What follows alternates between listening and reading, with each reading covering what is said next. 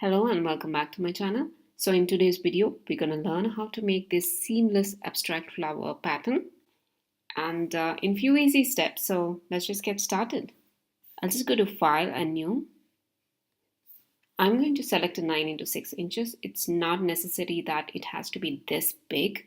If you're going to print this pattern on an A4 size sheet, then make sure that your pattern is done on a really small space. Maybe 3 into 3 inches would be perfect for that.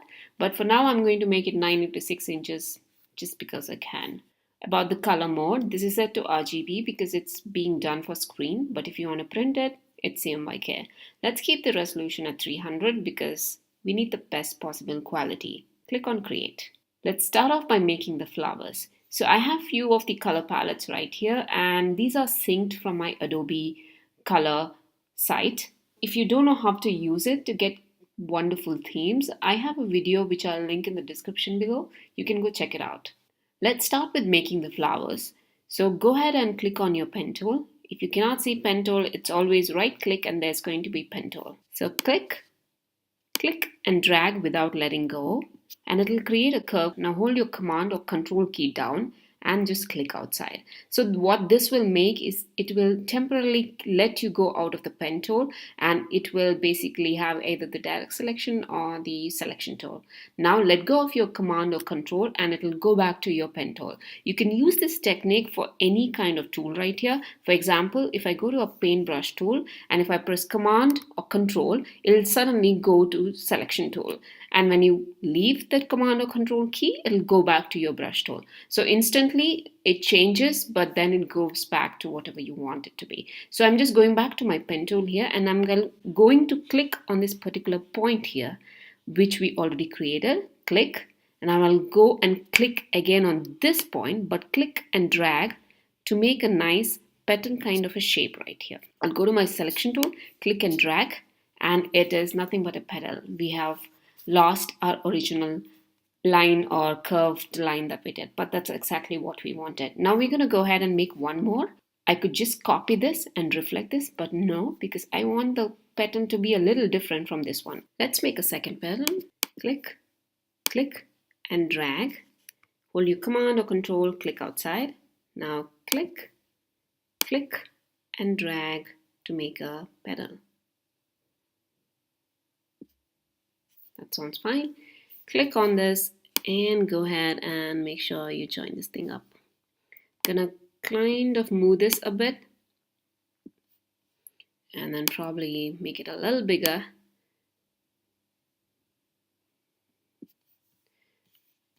Go ahead and make sure these guys align together. It's okay if there's a little bit of a mismatch. So now right click, transform and reflect, and let's do a vertical and click on copy. Click, hold your shift key down and move this and make sure it snaps here right in place.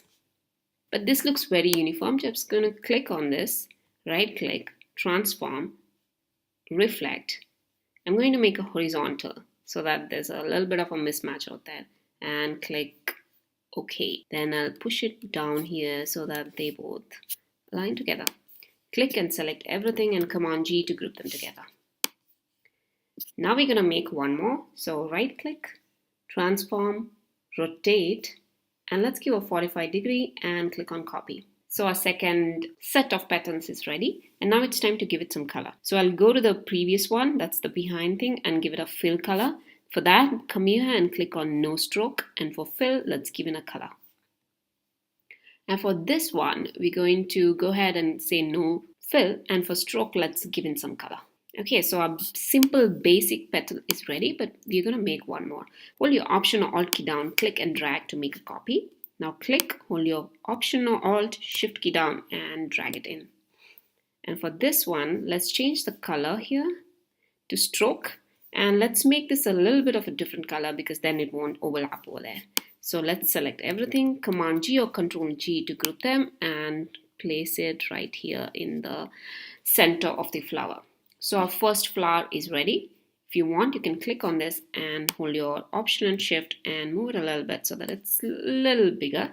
And I can see that the yellow kind of overlaps here. So I'm just going to rotate it a bit. So transform, rotate, 45, okay. then click outside, and then you can see that they are all nicely rotated. So I'm just going to create one more of this by holding Option or Alt, click and drag, and that makes the second one ready. And for this one here, we're going to choose a different color. So let's click on this. Instead of stroke, let's just invert this to make it fill. This yellow is too bright, so I'm just going to go ahead and pick a lighter one.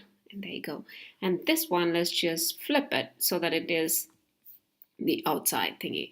But then again, I think I'll go ahead and choose a different color, a darker one, and this one I'll make it pink. Oh, everything got selected as pink because it was grouped. So I'm just going to click on it, ungroup it. That is Command Shift and G, and now I can select this and click on whatever color I want. Alright, we have our two flowers ready, and then we had some of the petals. We did some individual flowers as well. So what we're going to do is we'll just click on these two right here, hold your shift key down and click Option or Alt, click and drag, and then you have a separate one. So let's just color this a little different. Maybe orange, a darker shade of it. Yeah, they should work fine. And now let's make a petal. So I'm just going to click on this, Option or Alt, click and drag to just have this. And now I'll click on this and say Command Shift and G, and then it ungroups it. So now I can click on each individual items and separate them out. And I'll tell you exactly what I'm going to do with these things later on. Let's keep them here because I want this space to keep that big flower in here. And let's just select this and group this up. Let's move this here. Do the same thing for these as well. Okay, now while all our elements are ready, it's just time to arrange them. Click and drag and bring it down here, and this should work right here as fine. And this one, let's place it here. It's time to add the petals, so one here.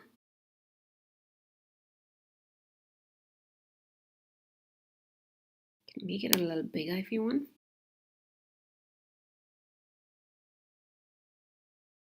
Now click and select all of these.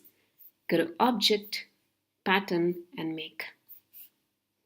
Okay, I have chosen the basic setting, and that is grid format, and I haven't changed anything else. So I'm not going to mess with this setting here. Okay, there's a blank space here. So anything you edit between this blue binding box will be your pattern. There's some blank space, so we can add some stuff. I'm just going to click on that, Option or Alt key, and drag it in here. Hold your Shift key down and drag it and make it smaller. But I don't like this orange thing here, so I'm going to press Command Shift and G and ungroup this thing and delete off the orange thing. But this is too yellow, so let me just click on this and change the color a bit. Make sure you go to Stroke and change the color. I think this one will look fine. Let's make it a little bigger and twist it up a bit. And now there's still a lot of blank space here, so I'm just going to click on this and hold my Option key again and go ahead and make some petals. But I want this to be a little darker, so I'll just give one of these dark colors. And I also see some space here, so let's bring that in as well.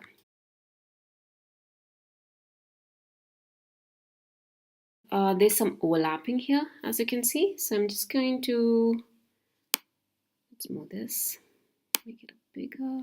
Okay, let's just click on this and make it a little smaller and twist it up a bit. Okay, so there's no overlapping here and none here as well, so it all looks good to me. Now it's time to click on Done. So click on Done. So your pattern is ready and it gets saved in swatches. That is nothing but Window and then Swatches. Now it's time to make the pattern. So click on your rectangle tool, click and drag. So this will be your base.